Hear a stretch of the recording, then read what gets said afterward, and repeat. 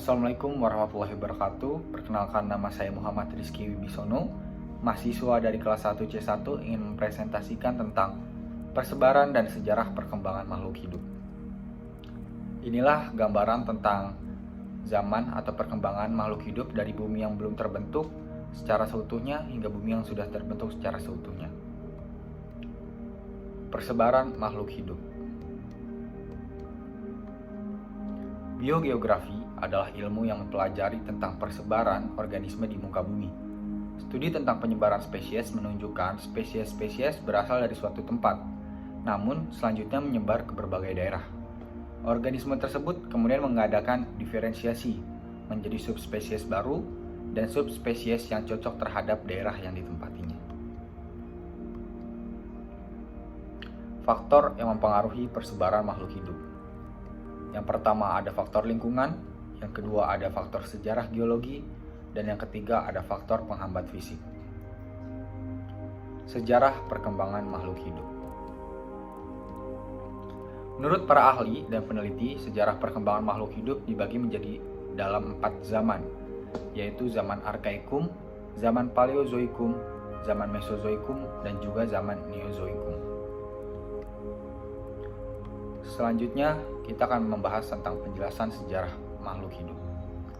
Berdasarkan sejarah, melalui penelitian geologi, penelitian tentang lapisan kulit bumi, berjuta-juta tahun yang lalu dijelaskan perkembangan makhluk hidup dan lingkungannya dari awal terbentuknya permukaan bumi atau munculnya makhluk-makhluk kecil seperti mikroorganisme, seperti protozoa yang kemudian berkembang menjadi makhluk yang lebih kompleks, dan kemudian muncullah makhluk-makhluk raksasa, dan muncul makhluk-makhluk lainnya seperti serangga, reptil, dan lain-lain.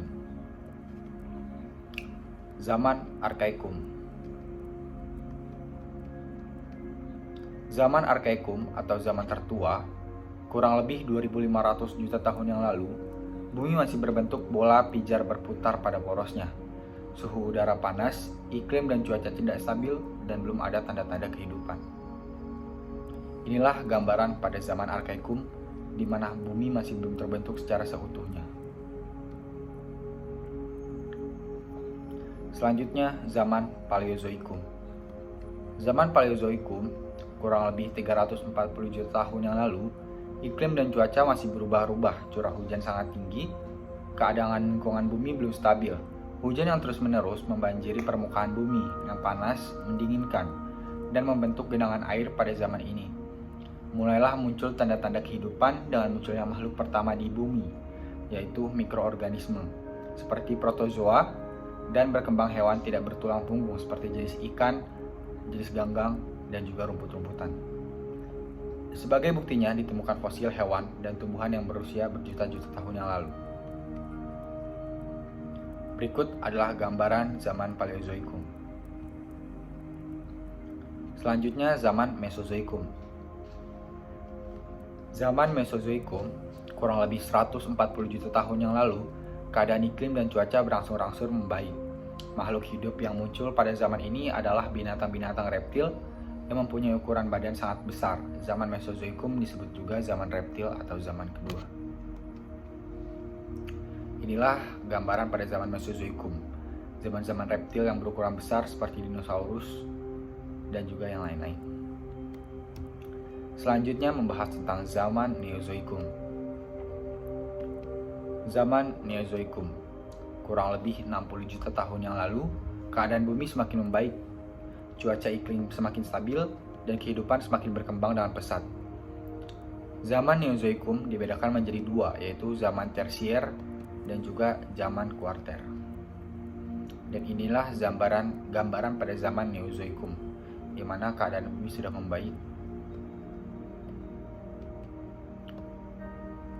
Zaman Neozoikum dibagi menjadi dua zaman. Yang pertama ada zaman Tersier. Zaman Tersier merupakan zaman ketiga. Pada zaman ini binatang purba yang raksasa mulai berkurang jumlahnya. Sedikit demi sedikit, lama-kelamaan punah karena tidak dapat lagi beradaptasi dengan lingkungan ganas dan digantikan dengan munculnya binatang yang manis dan lucu, antara lain binatang menyusui, seperti contohnya pada yang tertulis pada PowerPoint ini. Selanjutnya adalah zaman Kuarter. Zaman kuarter merupakan zaman keempat.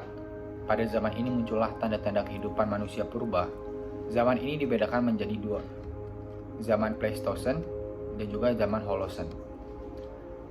Kala Pleistosen dan kala Holosen. Kala Pleistosen atau Diluvium, zaman ini juga dinamakan zaman es atau zaman glasial. Keadaan permukaan bumi semakin membaik. Daerah yang jauh dari kutub terjadi hujan lebat yang terus-menerus sepanjang tahun. Es dari kutub utara mencair hingga menutup sebagian Eropa Utara, Asia Utara, dan Amerika. Kala Holosen atau Alluvium, sebagian es di kutub utara sudah mencair, mengakibatkan permukaan air laut naik. Muncullah pulau-pulau di Nusantara dan dataran rendah di paparan Sunda, dan paparan Sahul tergenang air. Sekian presentasi dari saya, kurang lebihnya mohon maaf. Wassalamualaikum warahmatullahi wabarakatuh.